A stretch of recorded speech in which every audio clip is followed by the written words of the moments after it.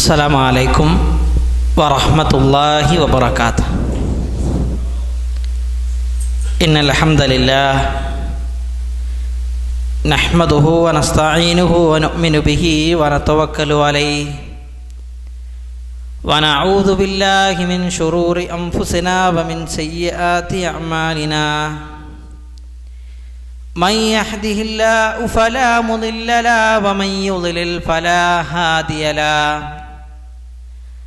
أشهد أن لا إله إلا الله وحده لا شريك له وأشهد أن محمدا عبده ورسوله أرسله بالهدى ودين الحق ليظهره على الدين كله ولو كره المشركون. اللهم صل على محمد وعلى آل محمد كما صليت على إبراهيم وعلى آل إبراهيم إنك حميد مجيد. اللهم بارك على محمد وعلى آل محمد كما باركت على إبراهيم وعلى آل إبراهيم إنك حميد مجيد. أما بعد فإن خير الكلام كلام الله وخير الهدي هدي محمد صلى الله عليه وسلم وشر الأمور محدثاتها وكل محدثة بدعة وكل بدعة ضلالة وكل ضلالة في النار. أعوذ بالله من الشيطان الرجيم. بسم الله الرحمن الرحيم. يا أيها الذين آمنوا اتقوا الله حق تقاته ولا تموتن إلا وأنتم مسلمون. يا أيها الناس أوصيكم وإياي أولا بتقوى الله. സ്നേഹം നിറഞ്ഞ പ്രിയപ്പെട്ട വിശ്വാസിനികളെ, സഹോദരി സഹോദരന്മാരെ, അല്ലാഹു സുബ്ഹാനഹു തആലയെ ജീവിതത്തിൻ്റെ എല്ലാ മേഖലയിലും സൂക്ഷിച്ചുകൊണ്ട് ജീവിക്കണമേ എന്ന് ആദ്യമായി എന്നോടും തുടർന്ന് നിങ്ങൾ ഓരോരുത്തരോടും ഉണർത്തുകയാണ്, വസിയ്യത്ത് ചെയ്യുകയാണ്. റബ്ബ് സുബ്ഹാനഹു തആല നമുക്ക് എല്ലാ ആളുകൾക്കും അതിന് തൗഫീക്ക് നൽകി അനുഗ്രഹിക്കുമാറാകട്ടെ. അള്ളാഹുവിൻ്റെ അപാരമായ തൗഫീക്കിനാൽ ലോകാവസാനത്തിൻ്റെ അടയാളങ്ങളായ ഇമാം മഹ്ദിയും മസീഹു ദജ്ജാലും ഈസാ നബി അലൈഹിസ്സലാത്തു വസ്സലാമിൻ്റെ വരവും തുടങ്ങിയ വിഷയങ്ങളാണ് കഴിഞ്ഞ ക്ലാസ്സുകളിൽ നാം വിശദീകരിച്ചത്. ആരാണ് മസീഹു ദജ്ജാൽ എന്ന് പറഞ്ഞാൽ ആ ദജ്ജാലിൻ്റെ രൂപം എന്താണ്, ദജ്ജാൽ ഈ ഭൂമിയിൽ വന്നാലുണ്ടാകുന്ന ഫിത്തനകൾ എന്തൊക്കെയാണ്, ആ വിഷയത്തിൽ മാത്രം അൽഹംദുലില്ലാ 4 ക്ലാസ്സുകൾ പൂർത്തീകരിക്കാൻ നമുക്ക് കഴിഞ്ഞു. അള്ളാഹു സ്വീകരിക്കുമാറാകട്ടെ. അതേപോലെ തന്നെ ഈസാ നബി അലൈഹിസ്സലാത്തു വസ്സലാം ആ ദജ്ജാലിനെ വധിക്കാൻ വേണ്ടി വരും. ആ ദജ്ജാലിനെ വധിക്കാൻ വേണ്ടി വരുന്ന സമയത്ത് ഈ ഭൂമിയിൽ ഇമാം മഹ്ദി ഉണ്ടാകും. അപ്പോൾ ആരാണ് ഇമാം മഹ്ദി എന്നുള്ളത് ഇതിനു മുമ്പുള്ള ക്ലാസ്സുകളിൽ വിശദീകരിച്ചു. അവസാനം കഴിഞ്ഞ ക്ലാസ്സുകളിൽ നാം പറഞ്ഞു വെച്ചത് ഈസാ നബി അലൈഹിസ്സലാത്തു വസ്സലാം ഭൂമിയിൽ വന്ന് പിന്നീട് മസീഹ് ദജ്ജാലിനെ വധിച്ചതിന് ശേഷം ഈസാ നബി അലൈഹിസ്സലാത്തു വസ്സലാം വീണ്ടും ഇവിടെ ഭരണം നടത്തും. ആ ഭരണം നടത്തുന്ന സമയത്ത് പിന്നീട് വരുന്ന ഏറ്റവും പ്രധാനപ്പെട്ട ഒരു പരീക്ഷണമാണ്, ഏറ്റവും പ്രധാനപ്പെട്ട ഒരു ഫിത്തനയാണ് മസീഹു ദജ്ജാലിൻ്റെ വരവ് എന്നുള്ളതാണ്. അഥവാ ലോകാവസാനത്തിൻ്റെ അടയാളമായി കൊണ്ട് റസൂലുള്ളാഹി സ്വല്ലല്ലാഹു അലൈഹി വസല്ലം 10 അടയാളങ്ങൾ എണ്ണി. അതിലൊന്നായി നബി സല്ലല്ലാഹു അലൈഹി വസല്ലം എണ്ണിയത് മസീഹു ദജ്ജാലിൻ്റെ വരവാണ് എന്നുള്ളതാണ്. നബി സല്ലല്ലാഹു അലൈഹി വസല്ലം പറയാണ്, ഖാല ഇന്നഹാ ലൻ തഖൂമ ഹത്താ തറൗ ഖബ്ലഹാ 10 ആയാത്തിൻ. 10 അടയാളങ്ങൾ സംഭവിക്കാതെ ഖിയാമത്ത് നാൾ സംഭവിക്കുകയില്ല. എന്നിട്ട് നബി സല്ലല്ലാഹു അലൈഹി വസല്ലമ ദുഹാന് പറഞ്ഞു, ദജ്ജാൽ പറഞ്ഞു, ദാബത്തുൽ അർദ് പറഞ്ഞു, സൂര്യൻ പടിഞ്ഞാറുദിക്കും, അതേപോലെ തന്നെ ഈസാ നബി അലൈഹി സ്വലാത്തു വസ്സലാം ഇറങ്ങും, 3 ഹസ്ബുകൾ ഉണ്ടാകും തുടങ്ങിയ വിഷയങ്ങളൊക്കെ നബി സല്ലല്ലാഹു അലൈഹി വസല്ലം വിശദീകരിച്ചു. അതിൽ ലോകാവസാനത്തിൻ്റെ 10 അടയാളങ്ങളിൽ ഒരടയാളമായി നബി സല്ലല്ലാഹു അലൈഹി വസല്ലം എണ്ണിയത് യഅജൂജ് മഅജൂജ് എന്ന് പറയുന്ന വിഷയമാണ്. യഅജൂജ് മഅജൂജ് എന്ന് പറയുന്ന വിഭാഗം ആളുകൾ ഖിയാമത്ത് നാളിൻ്റെ സമയത്ത് ഭൂമിയിൽ വരും, ഇവിടെ ഫിത്നയുണ്ടാക്കുമെന്ന് നബി സല്ലല്ലാഹു അലൈഹി വസല്ലമയുടെ ഹദീസുകളിൽ കാണാൻ കഴിയും. അപ്പോൾ നമ്മൾ മനസ്സിലാക്കേണ്ടത് ആരാണ് യഅജൂജ് മഅജൂജ് എന്ന് പറയുന്ന വിഭാഗങ്ങൾ, എന്താണ് ഇവരെക്കുറിച്ച് അല്ലാഹു സുബ്ഹാനഹു തആല പറഞ്ഞിട്ടുള്ളത്, എന്ത് പരീക്ഷണമായിരിക്കും ഇവർ മൂലം ഉണ്ടാകാൻ പോകുന്നത്, എങ്ങനെയാണ് ഈ വിഭാഗങ്ങൾ ഇല്ലാതാകുന്നത് തുടങ്ങിയ വിഷയങ്ങളാണ് ഇൻഷാ അല്ലാഹ് അല്ലാഹുവിൻ്റെ തൗഫീഖ് ഉണ്ടെങ്കിൽ ഇന്നത്തെ ക്ലാസ്സിലൂടെ പറയാൻ ഉദ്ദേശിക്കുന്നത്. അല്ലാഹു തൗഫീഖ് നൽകി അനുഗ്രഹിക്കുമാറാകട്ടെ. വിശുദ്ധ ഖുർആനിൽ 2 അധ്യായങ്ങളിലാണ് ഈ വിഭാഗത്തെക്കുറിച്ച് പരാമർശിക്കുന്നത്.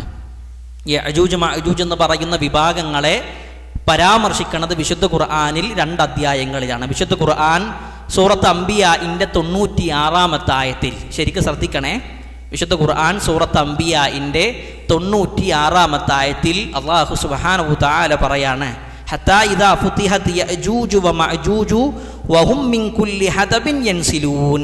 അഥവാ യഅജൂജ് മഅജൂജ് ജനവിഭാഗങ്ങൾ തുറന്നു വിടുകയും ചെയ്യും. അല്ലാഹു സുബ്ഹാനഹു തആല പറയാണ്, ഹത്താ ഇദാ ഫുതിഹത് യഅജൂജു വമഅജൂജ്, യഅജൂജ് എന്ന് പറയുന്ന വിഭാഗവും മഅജൂജ് എന്ന് പറയുന്ന ജനവിഭാഗങ്ങളെയും തുറന്നു വിടുകയും അവരെല്ലാ കുന്നുകളിൽ നിന്നും കുതിച്ചിറങ്ങി താഴേക്ക് വരും എന്ന് അല്ലാഹു സുബ്ഹാനഹു തആല വിശുദ്ധ ഖുർആനിലൂടെ നമ്മളെ പഠിപ്പിക്കുന്നുണ്ട്. അപ്പോൾ ആ ആയത്തിലൂടെ നമുക്ക് പഠിക്കാൻ കഴിയുന്ന ഏറ്റവും പ്രധാനപ്പെട്ട വിഷയം എന്താണ്? ഹത്താ ഇദാ ഫുതിഹത് യഅജൂജു വമഅജൂജ്. ഇവിടെ അല്ലാഹു പറഞ്ഞൊരു വാക്ക് ശ്രദ്ധിക്കും. ഇവിടെ യഅജൂജ് മഅജൂജ് എന്ന് പറയുന്ന വിഭാഗങ്ങളെ തുറന്നു വിട്ടാൽ, അപ്പം അതിനർത്ഥം എന്താണ്? അവർ ബന്ധനസ്ഥരാക്കിയിട്ടുണ്ട്, അവരേതോ ഒരു ഭാഗത്ത് പൂട്ടിയിടപ്പെട്ടവരാണ് എന്നുള്ളതാണ്. അതിന്ന് കിട്ടുന്ന ഏറ്റവും പ്രധാനപ്പെട്ട വിഷയമാണ്. അതേപോലെ ആ ആയത്തിൻ്റെ ബാക്കിയായിട്ട് അല്ലാഹു പറയാണ്, വഹും മിൻ കുല്ലി ഹദബിൻ യൻസിലൂൻ, അവരെല്ലാ കുന്നുകളിൽ നിന്നും ഉയർന്ന പ്രദേശങ്ങളിൽ നിന്നും അല്ലെങ്കിൽ പർവ്വതങ്ങളിൽ നിന്നും താഴോട്ട് ശക്തമായി കുതിച്ചു വരും എന്നുള്ളതാണ്. അപ്പം അതിന് എന്ത് കിട്ടും?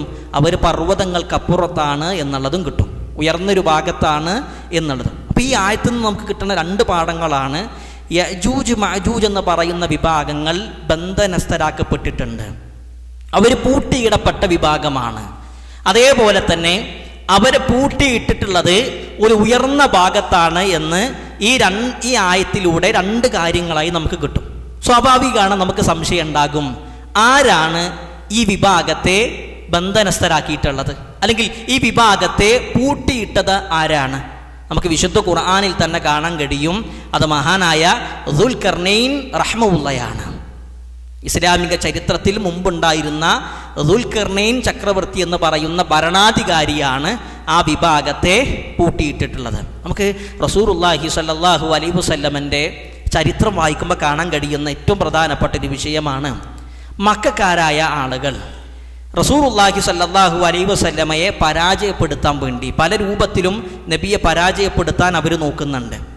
അപ്പം നബിയോട് ചില ചോദ്യങ്ങൾ ചോദിച്ച് പരാജയപ്പെടുത്താൻ വേണ്ടി അവർ തീരുമാനിച്ച് ഖുറൈശികളായ 2 പേരെ മദീനയിലേക്ക് പറഞ്ഞയച്ചു. ശരിക്കും ശ്രദ്ധിക്കണേ, മക്കയിൽപ്പെട്ട 2 ആളുകൾ, ഖുറൈശികളുടെ കൂട്ടത്തിൽപ്പെട്ട നളർ ബിൻ ഹാരിസിനെയും ഉഖബത്ത് ബിൻ അബി മുഅയ്തനെയും മദീനയിലേക്ക് ജൂതന്മാരുടെ അരികിലേക്ക് പറഞ്ഞയച്ചു. ജൂതന്മാരുടെ അരികിലേക്ക് പറഞ്ഞയക്കണത് പ്രവാചകൻ സല്ലല്ലാഹു അലൈഹി വസല്ലമയോട് ചില ചോദ്യങ്ങൾ ചോദിക്കണം, അതിന് പ്രവാചകൻ ഉത്തരം ചെയ്യാൻ പാടില്ല. ആ രൂപത്തിൽ ഏറ്റവും പ്രയാസം ഉണ്ടാക്കുന്ന ചില ചോദ്യങ്ങൾ പറഞ്ഞു തരാൻ പറഞ്ഞു.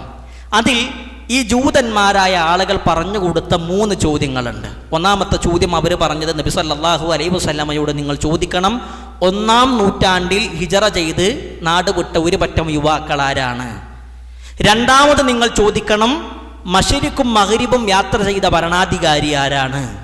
മൂന്നാമത് നിങ്ങൾ ചോദിക്കണം, എന്താണ് റൂഹ്? ഈ 3 ചോദ്യങ്ങളാണ് നബിനോട് ചോദിക്കാൻ പറഞ്ഞത്. നബി സല്ലല്ലാഹു അലൈഹി വസല്ലമ അവരോട് പറഞ്ഞു, പിന്നീട് പറഞ്ഞു തരാം. നമുക്ക് വിശുദ്ധ ഖുർആന്റെ ആയത്തുകളൊക്കെ കാണാൻ കഴിയും. അതിന് നബി സല്ലല്ലാഹു അലൈഹി വസല്ലമ പിന്നീട് മറുപടി കൊടുത്തു. ഇല്ല, 1-ാം നൂറ്റാണ്ടിൽ യാത്ര ചെയ്ത വിഭാഗം ആരാണ്? അത് അസ്ഹാബുൽ കഹ്ഫാണ്, ഗുഹാവാസികളായ യുവാക്കളാണ്. എന്നാൽ മശരിക്കും മഗ്രിബും യാത്ര ചെയ്ത ഭരണാധികാരി ആരാണ്? അഥവാ കിഴക്കും പടിഞ്ഞാറും അത്ര എല്ലാ രാജ്യങ്ങളും എന്ന രൂപത്തിൽ യാത്ര ചെയ്ത ഭരണാധികാരി ദുൽഖർനൈൻ ചക്രവർത്തിയാണ്. അപ്പോൾ ഈ ദുൽഖർനൈൻ ചക്രവർത്തി രാജ്യത്തിൻ്റെ നാനാഭാഗത്തേക്കും സഞ്ചരിച്ചു. അദ്ദേഹം അവയിൽ സഞ്ചാരങ്ങളിൽ അദ്ദേഹം സഞ്ചരിച്ച ഭാഗത്ത് ഒരിക്കൽ സൂര്യൻ ഉദിക്കുന്ന കിഴക്കൻ ഭാഗത്തേക്ക് അദ്ദേഹം യാത്ര തിരിച്ചു. സൂര്യൻ ഉദിക്കുന്ന കിഴക്കിൻ്റെ ഭാഗത്തേക്ക് ആര് യാത്ര തിരിച്ചു? ദുൽഖർനൈൻ ചക്രവർത്തി യാത്ര തിരിച്ചു. ആ സഞ്ചാരത്തിനിടയിൽ രണ്ട് വലിയ പർവ്വതങ്ങളുള്ള ഒരു പ്രദേശത്ത് ദുൽഖർനൈൻ ചക്രവർത്തി ചെന്നെത്തി. ആ പർവ്വതങ്ങൾക്കപ്പുറത്തൊരു ജനവിഭാഗത്തെ ദുൽഖർനൈൻ ചക്രവർത്തി കണ്ടുമുട്ടി. ആ ജനവിഭാഗം ഈ ചക്രവർത്തിയോട് ചില കാര്യങ്ങൾ പറയുന്നത് സൂറത്ത് കഹ്ഫിൽ നമുക്ക് കാണാൻ കഴിയും. ഇപ്പം ഇന്ന് വെള്ളിയാഴ്ച നമ്മളെല്ലാ ആളുകളും ഓതിയ സൂറത്താണ്. ആ സൂറത്തിൽ നമുക്ക് കാണാൻ കഴിയും കാലു, അവർ പറയാണ്, അഥവാ ആ പർവ്വതത്തിൻ്റെ അപ്പുറത്തുണ്ടായിരുന്ന രണ്ട് പർവ്വതങ്ങളുണ്ട്. ആ പർവ്വതത്തിൻ്റെ അപ്പുറത്തുണ്ടായിരുന്ന ആ ഒരു ജനസമൂഹം പറയാണ്, കാലു യാ ദുൽഖർനൈൻ ഇന്ന യഅജൂജ വമഅജൂജ മുഫ്സിദൂന ഫിൽ അർദ് ഫഹൽ നജഅലു ലക ഖർജൻ അലാ അൻ തജഅല ബൈനനാ വബൈനഹും സദ്ദാ. വർഷങ്ങൾക്ക് മുമ്പ് ദുൽഖർനൈൻ ചക്രവർത്തി സൂര്യൻ ഉദിക്കുന്ന കിഴക്കിൻ്റെ ഭാഗത്തേക്ക് യാത്ര ചെയ്ത് രണ്ട് പർവ്വതങ്ങൾക്കിടയിലുള്ള ഒരു ജനസമൂഹത്തെ കണ്ടു. അവര് യഅജൂജ് മഅജൂജിനെ കുറിച്ച് പരാതി പറയാണ്. യഅജൂജ് മഅജൂജ് എന്ന് പറയുന്ന ജനവിഭാഗങ്ങൾ ഭൂമിയിൽ ഫസാദ് ഉണ്ടാക്കുന്നുണ്ട്, കുഴപ്പമുണ്ടാക്കുന്നുണ്ട്.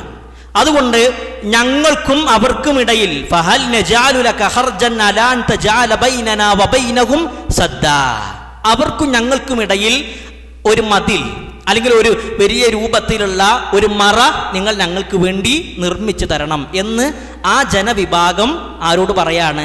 ദുൽഖർനൈൻ ചക്രവർത്തിയോട് പറയാണ്. വിശുദ്ധ ഖുർആൻ സൂറത്ത് കഹ്ഫിൻ്റെ 94-ാമത്തെ ആയത്ത്.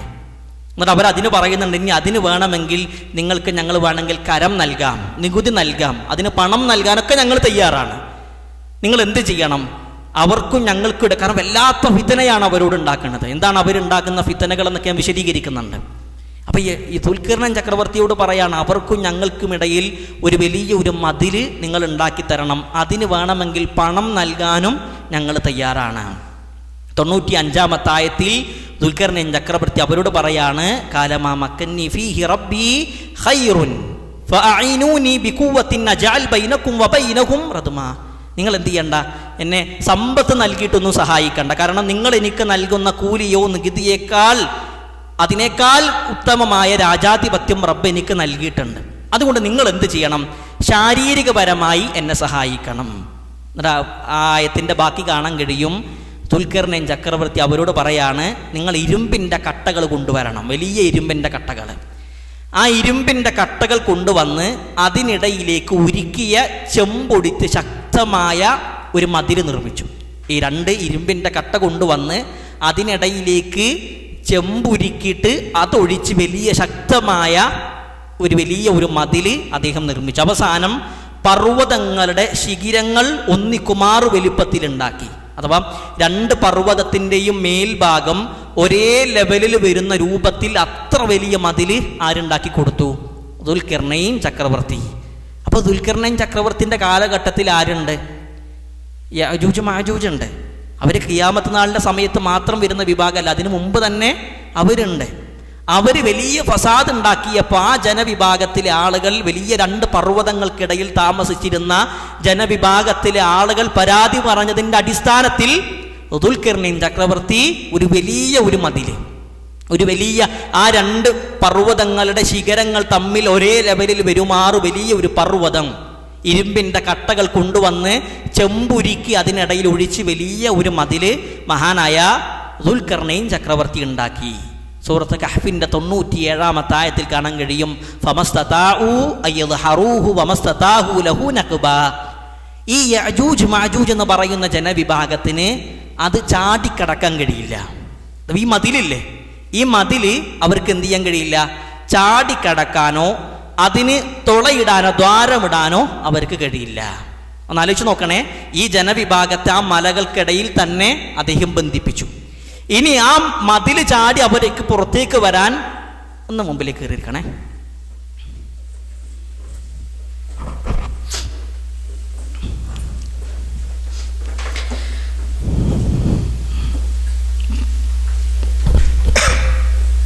ഓക്കെ, അപ്പം പറഞ്ഞു വന്നത് വലിയ പർവ്വതത്തിൻ്റെ മേൽഭാഗം ഒരേ ലെവലിൽ വരുമാറ് ഒരു വലിയ മതിൽ ആര് നിർമ്മിച്ചു? ദുൽഖർനൈൻ ചക്രവർത്തി നിർമ്മിച്ചു. എന്നിട്ട് സൂറത്ത് കഹ്ഫിൻ്റെ 97-ാമത്തെ ആയത്തിൽ അല്ലാഹു സുബ്ഹാനഹു തആല പറയാണ്, ആ മതിൽ ചാടിക്കടക്കാൻ യഅജൂജ് മഅജൂജിന് കഴിയില്ല. ഇനി അതിന് തുളയുണ്ടാക്കാൻ, ദ്വാരമുണ്ടാക്കാനും അവർക്ക് കഴിയില്ല. അത്രത്തോളം ശക്തിയുള്ള ഒരു മതിലാണ് ആര് നിർമ്മിച്ചത്? ദുൽഖർനൈൻ ചക്രവർത്തി നിർമ്മിച്ചത്. പക്ഷേ ഇത് നിർമ്മിച്ചതിന് ശേഷം അദ്ദേഹം പറഞ്ഞൊരു വാക്കുണ്ട്, അതാണ് ഏറ്റവും പ്രധാനപ്പെട്ട. ഇത് നിർമ്മിച്ചതിന് ശേഷം അദ്ദേഹം പറയാണ്, ഖാല ഹാദാ റഹ്മത്തും മിൻ റബ്ബി, ഇതെൻ്റെ റബ്ബിൻ്റെ കാരുണ്യമാണ്. ഫഇദാ ജാഅ വഅദു റബ്ബി ജഅലഹു ദക്കാ വകാന വഅദു റബ്ബി ഹക്കാ. എന്നാൽ എൻ്റെ റബ്ബിൻ്റെ കരാർ, വാഗ്ദത്വം വന്നാൽ, അഥവാ ഖിയാമത്ത് നാൾ വന്നാൽ അള്ളാഹു ആ മതിൽ പൊളിച്ച് നിരപ്പാക്കും. തീർച്ചയായും എൻ്റെ റബ്ബിൻ്റെ വഅദ് അത് സത്യമാകുന്നു എന്നുള്ളതാണ്. ദുൽഖർനൈൻ ചക്രവർത്തി വലിയൊരു മതിലൊക്കെ ഉണ്ടാക്കി കൊടുത്തു. അവർക്ക് ആ മതിൽ ചാടിക്കടക്കാനോ അതിന് തുളയുണ്ടാക്കി ദ്വാരമുണ്ടാക്കി പുറത്ത് ചാടാനോ അവർക്ക് കഴിയില്ല. പക്ഷേ ഖിയാമത്ത് നാൾ വന്നാൽ എന്ത് ചെയ്യും? അള്ളാഹു അത് പൊളിച്ചു കൊടുക്കും.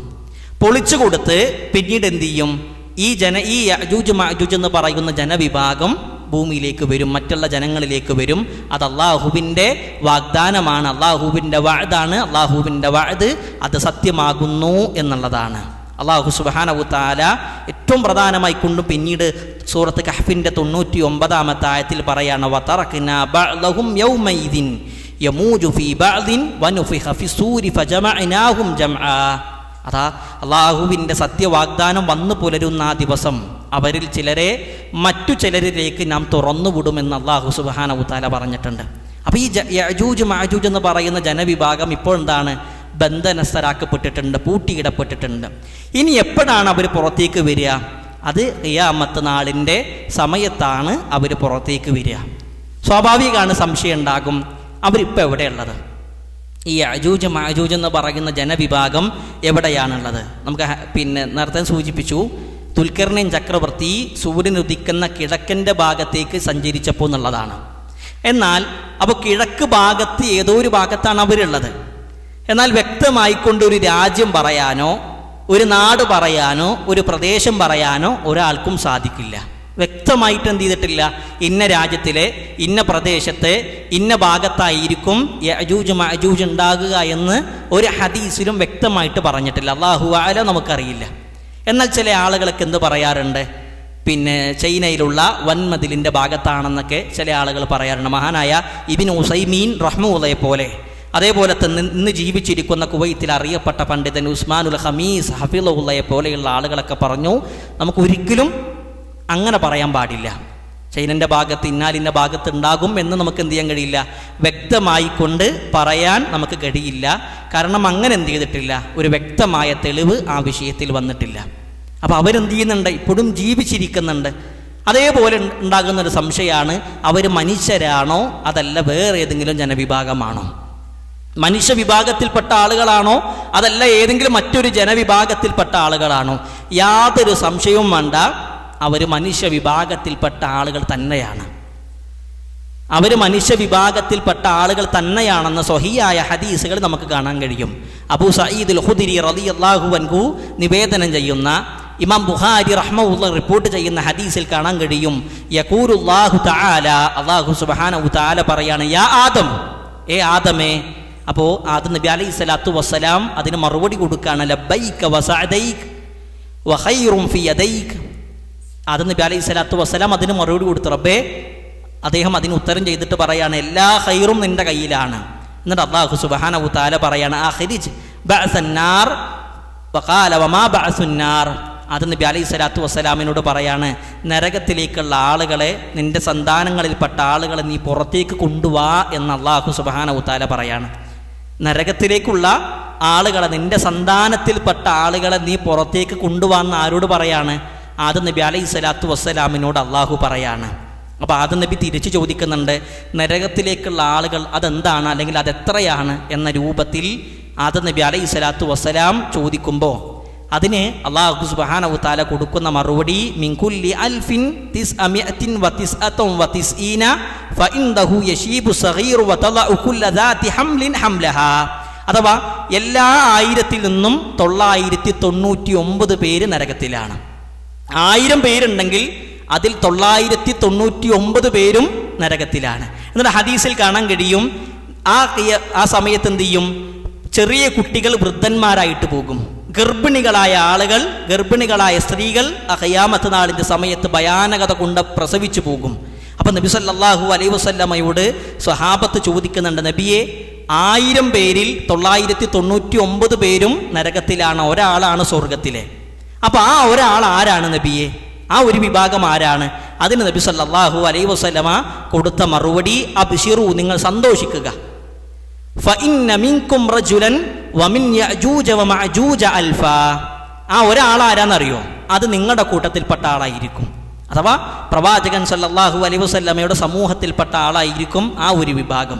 ബാക്കി 999 എന്ന് പറഞ്ഞില്ലേ, അത് യഅജൂജ് മഅജൂജ് ആയിരിക്കും എന്നുള്ളതാണ്. അഥവാ ഇതിലൂടെ മനസ്സിലാക്കാൻ കഴിയുന്നത് 1000 പേര് നരകത്തിൽ പോകുന്നുണ്ടെങ്കിൽ അതിൽ 999 പേര് ആരായിരിക്കും? യഅജൂജ്. അപ്പം അത്രത്തോളം വലിയ ഒരു ജനവിഭാഗമാണ്. ഇവിടെ നമുക്ക് എന്ത് കിട്ടുന്നുണ്ട്? അല്ലാഹു സുബ്ഹാനഹു തആല ആദം നബിയോട് പറയാണ്, നിന്റെ സന്തതികളെ നരകത്തിലേക്ക് കൊണ്ടുപോവാ, സന്താനങ്ങളിൽപ്പെട്ട നരകത്തിൻ്റെ അവകാശികളെ നീ കൊണ്ടുപോവാ എന്ന് പറയുമ്പോൾ ആദം നബിൻ്റെ സന്താനത്തിൽപ്പെട്ട ആളുകളാണ് ആരെ? ഈ യഅജൂജ് മഅജൂജ് വിഭാഗം. അപ്പം ഇതിന് തെളിവെടുത്ത് പണ്ഡിതന്മാർ പറയാണ്, അവർ മനുഷ്യ വിഭാഗത്തിൽപ്പെട്ട ആളുകൾ തന്നെയാണ്, അല്ലാതെ വേറെ ഏതെങ്കിലും ഒരു വിഭാഗത്തിൽപ്പെട്ട ആളുകളല്ല. ചില ആളുകളൊക്കെ ഈ യഅജൂജ് മഅജൂജ് എന്ന് പറയുന്ന വിഭാഗത്തിൻ്റെ മുഖത്തെ പറ്റിയിട്ടും അവരുടെ കൈകാലുകളെ പറ്റിയിട്ടൊക്കെ വിശദീകരിക്കാറുണ്ട്. പക്ഷേ അങ്ങനെയുള്ള അവരുടെ രൂപം വിശദീകരിക്കുന്ന ഒരു ഹദീസ് പോലും സ്വഹീഹായിട്ട് വന്നിട്ടില്ല. എന്തായാലും അവർ ആദം നബി അലൈഹി സ്വലാത്തു വസ്സലാമിൻ്റെ ജനവിഭാഗത്തിൽപ്പെട്ട ആളുകളാണ്. 1000 പേര് നരകത്തിൽ പോകുന്നുണ്ടെങ്കിൽ 999 പേരും അവരായിരിക്കും. ഇനി ഇതിനർത്ഥം അവർ മാത്രമേ നരകത്തിൽ പോകുള്ളൂ എന്നാണോ? അല്ല. റസൂലുള്ളാഹി സ്വല്ലല്ലാഹു അലൈഹി വസല്ലമയുടെ ഉമ്മത്തിലും തെറ്റ് ചെയ്യുന്ന ആളുകൾ എവിടെ പോകുന്നുണ്ട്? നരകത്തിൽ പോകുന്നുണ്ട്. ഇനി യഅജൂജ് മഅജൂജ് എന്ന് പറയുന്ന വിഭാഗത്തെക്കുറിച്ച് ഹദീസുകളിൽ വന്നതെന്താണ്? റസൂലുള്ളാഹി സ്വല്ലല്ലാഹു അലൈഹി വസല്ലം ഒരിക്കൽ സൈനബ് റളിയല്ലാഹു അൻഹയുടെ വീട്ടിൽ കയറി ചെന്നു. പ്രവാചകൻ സല്ലല്ലാഹു അലൈഹി വസല്ലമ കയറി ചെല്ലുന്നത് സൈനബ് റളിയല്ലാഹു അൻഹ പറയാണ്, പരിഭ്രമിച്ചിട്ടാണ് നബി കയറി വരുന്നത്. എന്തോ കണ്ട് പേടിച്ചിട്ട് വല്ലാത്ത ഭയത്തോട് കൂടിയിട്ടാണ് നബി സല്ലല്ലാഹു അലൈഹി വസല്ലമ എൻ്റെ വീട്ടിലേക്ക് വന്നത്.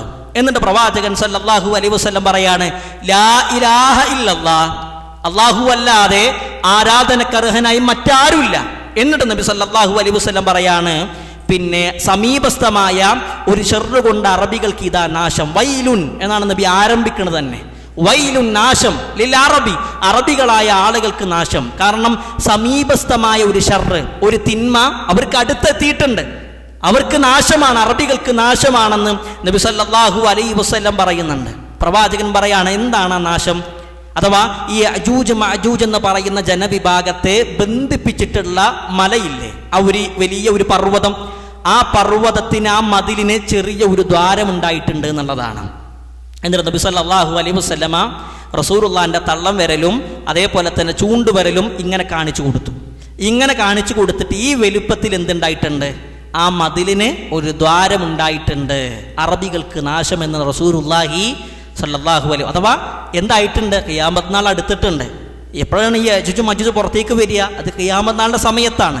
അപ്പോൾ ദുൽഖർനൈൻ ചക്രവർത്തി കെട്ടിയുണ്ടാക്കിയ മതിലിനെ നബി സല്ലല്ലാഹു അലൈഹി വസല്ലമ ഇങ്ങനെ ഒരു റിങ് രൂപത്തിൽ, ഒരു മോതിരം രൂപത്തിൽ ഇങ്ങനെ കാണിച്ചു കൊടുത്തിട്ട് പറയാണ്, ആ ദ്വാരത്തിൽ ഒരു വലിയ ഒരു വിള്ളൽ ആ മതിലിന് സംഭവിച്ചിട്ടുണ്ട് എന്ന് നബി സല്ലല്ലാഹു അലൈഹി വസല്ലം പറഞ്ഞിട്ടുണ്ട്. നമ്മൾ പഠിക്കണമെന്നറിയോ? ഈ യഅജൂജ് മഅജൂജ് എന്ന് പറയുന്ന വിഭാഗം ആ മതിൽ പൊളിക്കാൻ നോക്കുന്നുണ്ടോ? അവർ പൊളിക്കാൻ നോക്കുന്നുണ്ട്, എല്ലാ ദിവസവും അത് പൊളിക്കാൻ നോക്കുന്നുണ്ട്. ഹദീസിൽ കാണാൻ കഴിയും, ഇബ്നു മാജ റഹ്മഹുല്ലാഹ് നിവേദനം ചെയ്യുന്ന അബൂ ഹുറൈറ റളിയല്ലാഹു അൻഹു ഉദ്ധരിക്കുന്ന ഹദീസിൽ കാണാൻ കഴിയും, ഇന്ന യഅജൂജ വമഅജൂജ യഹ്ഫിറൂന കുല്ല യൗമിൻ, എല്ലാ ദിവസവും യഅജൂജ് മഅജൂജ് എന്ത് ചെയ്യും? ആ മതിൽ പൊളിക്കാൻ വേണ്ടി നോക്കുന്നുണ്ട്. മതിൽ പൊളിക്കാൻ നോക്കി രാവിലെ മുതൽ വൈകുന്നേരം വരെ അവർ നോക്കും. വൈകുന്നേരം ആയാൽ സൂര്യൻ അസ്തമിക്കണ സമയത്ത് അവർ തിരിച്ചു പോകും. ബാക്കി നാളെ ചെയ്യാമെന്ന് പറഞ്ഞ് അവർ തിരിച്ചു പോകും. പക്ഷെ അവർ തിരിച്ചു വരുമ്പോഴോ, പിറ്റേന്ന് അവർ തിരിച്ചു വരുന്ന സമയത്ത് പഴയതിനേക്കാൾ ബലവത്തായ രൂപത്തിൽ വീണ്ടും അള്ളാഹു ആ മതിലിനെ മാറ്റിയിട്ടുണ്ടാകും. യഅജൂജ് മഅജൂജ് എന്ന് പറയുന്ന ജനവിഭാഗം ആ മതിൽ പൊളിക്കാൻ വേണ്ടി നോക്കും. അപ്പൊ ചെറിയ രൂപത്തിലൊക്കെ ദ്വാരം ഉണ്ടാക്കാൻ അവർക്ക് കഴിയും. ആ ദ്വാരം ഉണ്ടാക്കി വൈകുന്നേരം ആയപ്പോൾ അവർ തിരിച്ചു പോകും. രാവിലെ വന്ന് ബാക്കി ചെയ്യാമെന്ന് പറഞ്ഞിട്ടാണ് പോവുക. പിറ്റേന്ന് വരുന്ന സമയത്ത് അല്ലാഹു സുബ്ഹാനഹു തആല അതിനെ വീണ്ടും പഴയ അവസ്ഥയിലേക്ക് തന്നെ മാറ്റും. എന്നാൽ ഖിയാമത്ത് നാളിനോട് അടുക്കുന്ന സമയത്ത് അവർ രാവിലെ മുതൽ വൈകുന്നേരം വരെ അത് പൊളിക്കാൻ നോക്കും. ചെറിയൊരു ദ്വാരം ഉണ്ടാക്കും. എന്നിട്ട് അവർ പറയും ഇൻഷാ അല്ലാഹ് ബാക്കി നാളെ ചെയ്യാമെന്ന്. അവിടെ എന്ത് പറയണ്ടോലെ? ഇൻഷാ അല്ലാഹ്. ബാക്കിയുള്ള ദിവസങ്ങളിൽ ഒന്നും എന്ത് പറഞ്ഞിട്ടുണ്ടാകൂല, ഇൻഷാ അല്ലാഹ് പറഞ്ഞിട്ടുണ്ടാവില്ല. ബാക്കി നാളെ ചെയ്യാമെന്ന് മാത്രമേ പറഞ്ഞിട്ടുണ്ടാകുള്ളൂ. എന്നാൽ ഖിയാമത്ത് നാളിനോട് അടുക്കുന്ന സമയത്ത് അവരെന്ത് പറയും? ഇൻഷാ അല്ലാഹ് ബാക്കി നാളെ ചെയ്യാമെന്ന് പറയും. പിറ്റേന്ന് വരുമ്പോൾ പഴയ അവസ്ഥയിൽ തന്നെ അതിന് ദ്വാരമുള്ള രൂപത്തിലായിരിക്കും. ബാക്കി അവർ വീണ്ടും പൊളിക്കാൻ നോക്കും. അങ്ങനെ പൊളിച്ചിട്ടാണ് അവരെന്ത് ചെയ്യണത്? പിന്നീട് ജനങ്ങളിലേക്ക് വരുന്നത് എന്നുള്ളത് കാണാൻ കഴിയും. അപ്പോൾ യഅജൂജ് മഅജൂജ് എന്ന് പറയുന്ന ജനവിഭാഗം അത് പൊളിക്കാൻ വേണ്ടി നോക്കുന്നുണ്ട്. ഇമാം മുസ്ലിം റഹ്മഹുല്ലാഹ് ഉദ്ധരിക്കുന്ന ഹദീസിൽ കാണാൻ കഴിയും, ഈസാ നബി അലൈഹിസ്സലാത്തു വസ്സലാം ദജ്ജാലിനെ വധിച്ച് വിശ്വാസികളായ ആളുകൾക്ക് ഇങ്ങനെ ആശ്വാസം ഉണ്ടാകുന്ന സമയത്ത് അല്ലാഹു സുബ്ഹാനഹു തആല ഈസാ നബിക്ക് കൊടുക്കുന്നൊരു വഹിയുണ്ട്. ഇത് ഔഹല്ലാഹു ഇലാ ഈസാ ഇന്നി ഖദ് അഖ്റജ്തു ഇബാദൻ ലീ. ഈസാ നബിനോട് പറയാണ്, എൻ്റെ അടിമകളിൽപ്പെട്ട ചില ആളുകളെ ഞാൻ തുറന്നു വിട്ടിട്ടുണ്ട്. ആരാണ് തുറന്നു വിട്ട വിഭാഗം? അത് യഅജൂജ് മഅജൂജ്, അഥവാ മസീഹ് ദജ്ജാലിനെ വധിച്ചു. മസീഹ് ദജ്ജാലിനെ വധിച്ച് എല്ലാ ആളുകളും ഒരു സമാധാനത്തിൽ ഇങ്ങനെ നിൽക്കുന്ന സമയത്താണ് അള്ളാഹു ആരെ പറഞ്ഞയക്കണത്? യഅജൂജ് അഥവാ ദുൽഖർനൈൻ ചക്രവർത്തി ആ രണ്ട് പർവ്വതങ്ങൾക്കിടയിൽ ബന്ധനസ്ഥരാക്കിയ പൂട്ടിയിടപ്പെട്ട ആ ജനവിഭാഗം ആ മതിൽ പൊളിച്ച് പിന്നീട് അവരേക്ക് തിരിച്ചു വരും. നമ്മൾ മനസ്സിലാക്കേണ്ടത് പ്രധാനപ്പെട്ട 4 അടയാളങ്ങളും ഒരേ സമയത്താണ് ഉണ്ടാകുക. ഖിയാമത്ത് നാളിൻ്റെ പ്രധാനപ്പെട്ട 4 അടയാളങ്ങളും ഒരേ സമയത്ത്, അഥവാ ഈസാ നബി ഉണ്ടാകും. ഈസാ നബി ഉള്ള അതേ സമയത്താണ് ആരുണ്ടാകണത്? ഇമാം മഹദി ഉണ്ടാകണത്. ഇമാം മഹദിയും ഈസാ നബിയുള്ള കാലത്താണ് ആര് വരുന്നത്? ദജ്ജാല് വരുന്നത്. ദജ്ജാലിൻ്റെ കാലശേഷമാണ് പിന്നീട് ആര് വരുന്നത്? യഅജൂജ് മഅജൂജ് വരും. ഇങ്ങനെ 4 പ്രധാനപ്പെട്ട അടയാളങ്ങളും കാണാൻ കഴിയും.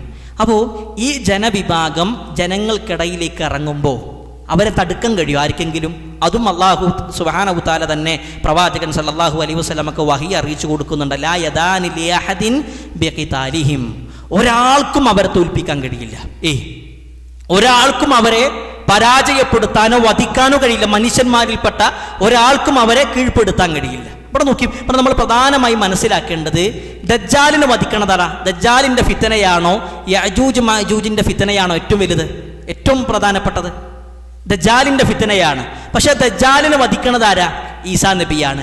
ആ ഈസാ നബിക്ക് പോലും യഅജൂജ് മഅജൂജിനെ വധിക്കാൻ കഴിയില്ല. ഇനി ഈസാ നബിൻ്റെ കൂടെ ഉണ്ടാകുന്ന വിശ്വാസികളായ ആളുകൾക്ക് പോലും യഅജൂജ് മഅജൂജിനെ പരാജയപ്പെടുത്താൻ കഴിയില്ല. അപ്പോൾ അവരോട് നിർദ്ദേശം നൽകുന്നുണ്ട്, ഫഹദ്ദിസ് ഇബാദി ഇല തൂർ, നിങ്ങൾ ആ പർവ്വതത്തിലേക്ക് പോയി രക്ഷപ്പെടുക എന്നുള്ള നിർദ്ദേശം കിട്ടും. കാരണം താഴെ ഇവർ ഇറങ്ങിയിട്ടുണ്ട്, ഇവരെ പരാജയപ്പെടുത്താൻ കഴിയുന്നില്ല. ഇനി ഇവർ വന്നാലുണ്ടാകുന്ന പ്രയാസങ്ങൾ എന്താണ്? അല്ലാഹു സുബ്ഹാനഹു തആല പ്രവാചകൻ സല്ലല്ലാഹു അലൈഹി വസല്ലമക്ക് വഹി അറിയിച്ചു കൊടുത്തു, വയബ്അസുല്ലാഹു യഅജൂജ വമഅജൂജ. യഅജൂജ് മഅജൂജ് എന്ന് പറയുന്ന ജനവിഭാഗം വന്നാലുണ്ടാകുന്ന പ്രശ്നം എന്താണ്? അവർ മലമുകളിൽ നിന്ന് താഴേക്ക് ഇറങ്ങും. വയമുറു അവൈലുഹും അലാ ബുഹൈറ തുബരിയ വയശ്റബൂന മാ ഫീഹാ. അവർ ബുഹൈറ എന്ന് പറയുന്ന സ്ഥലത്ത്, ഷാമിലുള്ള ഒരു പ്രദേശമാണ്, ഷാമിലെ ഒരു പട്ടണമാണ് ബുഹൈറ. അവിടെ ഉള്ളൊരു തടാകമുണ്ട്, തൊബിരിയ തടാകം എന്നാണ് അതിൻ്റെ പേര്. ആ തൊബിരിയ തടാകത്തിൻ്റെ പ്രത്യേകത 49 മീറ്റർ ഡെപ്തുള്ള 163 ചതുരശ്ര കിലോമീറ്റർ നീളമുള്ള അത്രത്തോളം വലിയൊരു തടാകം. ആ തടാകത്തിൻ്റെ ഭാഗത്തേക്ക് ആര് വരും? ഈ യഅജൂജ് മഅജൂജ് എന്ന് പറയുന്ന ജനവിഭാഗത്തിലെ ആദ്യം വരുന്ന ആളുകൾ, എല്ലാവരും അല്ല, ആദ്യം വരുന്ന ഒന്നാമത്തെ വിഭാഗം ആളുകൾ വരും. അവർ വന്ന് അതിന്ന് വെള്ളം കുടിക്കും. അവർ വെള്ളം കുടിച്ച് അവർ തിരിച്ചു പോകും. പിന്നീട് അവസാനം വരുന്ന ആളുകൾ പറയണത് വാക്കെന്താണെന്നറിയോ? അവർ പറയാണ്, അവർ വരുന്ന സമയത്ത് പറയും, ഈ തടാകത്തിൽ ഒരു കാലത്ത് വെള്ളം ഉണ്ടായിരുന്നു. ഈ തടാകത്തിൽ ഒരു കാലത്ത് വെള്ളം, അഥവാ ആരെ വെള്ളം കുടിച്ചത്? അവരുടെ തൊട്ട് മുമ്പ് പോയ ഒന്നാമത്തെ വിഭാഗമാണ് വെള്ളം കുടിക്കണത്. അപ്പം അത്രത്തോളം വലിയ ഫിത്തനയാണ് അവരുണ്ടാകാൻ പോണത്. 163 ചതുരശ്ര കിലോമീറ്റർ വലിപ്പമുള്ള ഒരു തടാകം, അതിലൊന്നാമത്തെ വിഭാഗം എന്ത് ചെയ്യും? കുടിച്ചു തീർക്കുമെന്ന ഹദീസിൽ കാണാൻ കഴിയും. അങ്ങനെ ഈസാ നബി അലൈഹിസ്സലാത്തു വസ്സലാമും ഈസാ നബിയിൽ വിശ്വസിച്ച ആളുകളും ആ മലയുടെ മുകളിൽ അവർ ഉൾവലിഞ്ഞു നിൽക്കുകയാണ്. അവിടെ അഭയം തേടി നിൽക്കുന്ന സമയത്ത് കഴിക്കാനുള്ള ഭക്ഷണമല്ല, ഭക്ഷണത്തിൻ്റെ അഭാവം കൊണ്ട് വലിയ പ്രയാസം ഉണ്ടാകും. ആ ഒരു സമയത്ത് കാണാൻ കഴിയും റസൂലുള്ളാഹി സ്വല്ലല്ലാഹു അലൈഹി വസല്ലം പറയാണ് ഹത്താ യകൂന റഅസു സൗരി ലി അഹദിഹിം ഖൈറൻ മിൻ 100 ദീനാരിൻ ലി അഹദികുമുൽ യൗം. അന്നേ ദിവസം 100 ദീനാറിനേക്കാൾ ഒരു കാളയുടെ തല കിട്ടിയിരുന്നെങ്കിൽ അതായിരുന്നു ഖൈർ എന്ന് വിചാരിക്കുന്ന സമയമാണ്. അഥവാ കഴിക്കാൻ ഭക്ഷണമല്ല, പട്ടിണിയാണ്. നമ്മൾ ഒരു മൃഗത്തെ അറുത്താൽ, ഒരു ഉരുവിനെ അറുത്താൽ അതിൻ്റെ തലഭാഗത്തിനല്ല നമ്മൾ പ്രാധാന്യം കൊടുക്കുക, ഉടലിനാണ് കൂടുതൽ, അതിലാണ് മാംസം ഉണ്ടാകുക. തല വലിയ പ്രാധാന്യം കൊടുക്കാറില്ല. പക്ഷേ ഈ യജൂജ് മഅജൂജ് വന്ന് എല്ലാ കാര്യങ്ങളും തിന്ന് തീർത്ത്, ഉള്ള വെള്ളമൊക്കെ കുടിച്ച് തീർത്ത് അവർക്കൊന്നുമില്ല. അവരാണെങ്കിൽ ആ മലയുടെ മുകളിലാണ്. ചില ഹദീസുകളിൽ കാണാൻ കഴിയും ബൈത്തുൽ മുഖദ്ദസിൻ്റെ അടുത്തുള്ള ജബലുൽ ഖംർ എന്ന് പറയുന്ന മലൻ്റെ മുകളിലേക്കായിരിക്കും അവർ ഉൾവലിയ എന്നുള്ളതൊക്കെ ഹദീസുകളിൽ കാണാൻ കഴിയും. എന്തായാലും അവരവിടെ ഇങ്ങനെ കഴിയുന്ന കാലഘട്ടത്തിൽ ഒരു തല കിട്ടിയിരുന്നെങ്കിൽ, ഒരു കാളൻ്റെ തല കിട്ടിയിരുന്നെങ്കിൽ അതാണ് ഖൈർ. അതിനുവേണ്ടി 100 ദീനാർ, എന്താ ഒരു ദീനാർ എന്ന് പറഞ്ഞാൽ ഒരു സ്വർണ്ണ നാണയ, ഒരു സ്വർണ്ണ നാണയമല്ല, 100 സ്വർണ്ണ നാണയം വേണ്ടി അതിന് കൊടുത്താലും കുഴപ്പമില്ല. ഒരു കാളൻ്റെ തല കിട്ടിയിരുന്നെങ്കിൽ അത്രത്തോളം വിശപ്പാണ്, അത്രത്തോളം പ്രയാസമാണ്. ആ രൂപത്തിൽ വലിയ പ്രയാസങ്ങൾ ഉണ്ടാകുമെന്ന് റസൂലുള്ളാഹി സ്വല്ലല്ലാഹു അലൈഹി വസല്ലം പറയാണ്. അപ്പോൾ അവർക്ക് ഭക്ഷണമില്ല, വെള്ളമില്ല, ഇങ്ങനെ പ്രയാസം ഉണ്ടാകുന്ന സമയത്ത് ഈസാ നബി അലൈഹി സ്വലാത്തു വസ്സലാമും അദ്ദേഹത്തിൽ വിശ്വസിച്ച വിശ്വാസികളായ ആളുകളും അള്ളാഹുവിനോട് പ്രാർത്ഥിക്കും. അള്ളാഹുവിനോട് പ്രാർത്ഥിക്കുന്ന സമയത്ത് അള്ളാഹു ചെയ്യണതെന്താ? ഫയുർസിലുല്ലാഹു അലൈഹിം നഗഫി റിഖാബിഹിം. അള്ളാഹു നഗഫിനെ പറഞ്ഞയക്കുമെന്നുള്ളതാണ്. എന്താ നഗഫ് എന്ന് പറഞ്ഞാൽ? ഒട്ടകത്തിൻ്റെയും അതേപോലെ തന്നെ ആടിൻ്റെയും മൂക്കിൻ്റെ ഭാഗത്തുണ്ടാകുന്ന ഒരു കൃമി, ഒരു കീടം. ഒട്ടകത്തിൻ്റെയും ആടിൻ്റെയൊക്കെ മൂക്കിൻ്റെ ഭാഗത്ത് കാണുന്ന ഒരു കൃമി, ആ ഒരു തരത്തിലുള്ള കൃമിയെ അള്ളാഹു സുബ്ഹാനഹു തആല പറഞ്ഞയച്ച് അത് യഅജൂജ് മഅജൂജ് എന്ന് പറയുന്ന വിഭാഗത്തിൻ്റെ റിഖാബിൽ, അവരുടെ പിരടിയിൽ വരും. അങ്ങനെ എന്ത് ചെയ്യും? ചത്തു വീഴും. അപ്പോൾ ഈ വിഭാഗത്തെ മനുഷ്യന്മാർക്ക് എന്ത് ചെയ്യാൻ കഴിയില്ല? തോൽപ്പിക്കാൻ കഴിയില്ല. അപ്പോൾ ഇവിടെ നമ്മൾ പഠിക്കേണ്ടെന്നറിയോ? ഇപ്പോൾ ഒട്ടകത്തിൻ്റെയും ആടിൻ്റെയൊക്കെ മൂക്കിൻ്റെ ഭാഗത്ത് കാണുന്ന കൃമി മൂലം ആ ഒട്ടകമോ അല്ലെങ്കിൽ ആടോ ചത്തുപോകുന്നില്ല. പക്ഷെ വലിയ ഫിത്തന ഉണ്ടാക്കുന്ന ഈ യഅജൂജ് മഅജൂജ് എന്ന് പറയുന്ന ജനവിഭാഗത്തെ നശിപ്പിക്കാൻ വേണ്ടി അള്ളാഹു വലിയൊരു സൈന്യത്തിന് ഇറക്കണില്ല. ആകെ ഇറക്കണം എന്താണ്? ഈ നഗഫ് എന്ന് പറയുന്ന ആ ഒരു ചെറിയൊരു കൃമിയെ, ഒരു കീടത്തെ അള്ളാഹു സുബ്ഹാനഹു തആല ഈ യഅജൂജ് മഅജൂജ് എന്ന് പറയുന്ന ജനവിഭാഗത്തിൻ്റെ പിരടിയിൽ കൊണ്ടുവരും. അത് വരുന്ന സമയത്ത് എന്ത് ചെയ്യും? ഇവരെല്ലാവരും മരിക്കും. ഈ ജനവിഭാഗം മുഴുവനും എന്ത് ചെയ്യും? മരണപ്പെടും. ഫയുസ്ബിഹൂന ഫർസാ കമൗതി നഫ്സിൻ വാഹിദ. ഒരു ശരീരം മരിക്കണത് പോലെ അവരെല്ലാവരും ഒരേ സമയത്ത് മരിച്ചു വീഴും. എല്ലാം മരിച്ചു വീഴും. എല്ലാം മരിച്ചു വീണാലോ പിന്നീടും പ്രശ്നമാണ്. പിന്നീട് എന്താണ്? പിന്നീട് ഈസാ നബി അലൈഹി സ്വലാത്തു വസ്സലാമും അദ്ദേഹത്തിൽ വിശ്വസിച്ച ആളുകളും ഭൂമിയിലേക്ക് ഇറങ്ങാൻ നോക്കുമ്പോഴോ ഭൂമി മുഴുവനും യഅജൂജ് മഅജൂജിനെ കൊണ്ട് നിറഞ്ഞിട്ടുണ്ടാകും. അവരുടെ ശവശരീരങ്ങളായിരിക്കും. ആ ശവത്തുനിന്ന് വരുന്ന ദുർഗന്ധമായിരിക്കും ഭൂമി മുഴുവനും. ഹദീസിൽ കാണാൻ കഴിയും ഫലാ യജിദൂന ഫിൽ അർളി മൗദിഅ ശിബിരിൻ. ഒരു ചാൺ സ്ഥലം പോലും ഉണ്ടാകൂല, ഒരു ചാൺ സ്ഥലം പോലും ഉണ്ടാകൂല.